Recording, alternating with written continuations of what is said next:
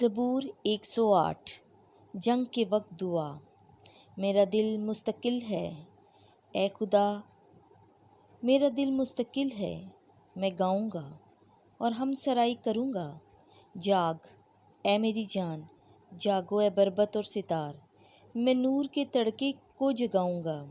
اے خداوند، میں قوموں میں تیری تعریف کروں گا، میں امتوں میں تیری ہم سرائی کروں گا، کیونکہ تیری شفقت فلک تک اور تیری صداقت بادلوں تک عظیم ہے۔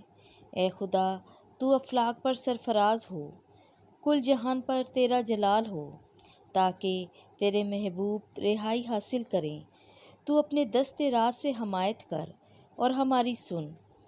خدا نے اپنے مقدس میں قول کیا ہے، میں شادمانی کرتے ہوئے شکم کو تقسیم کروں گا اور سکوت کی وادی کی مساحت کروں گا۔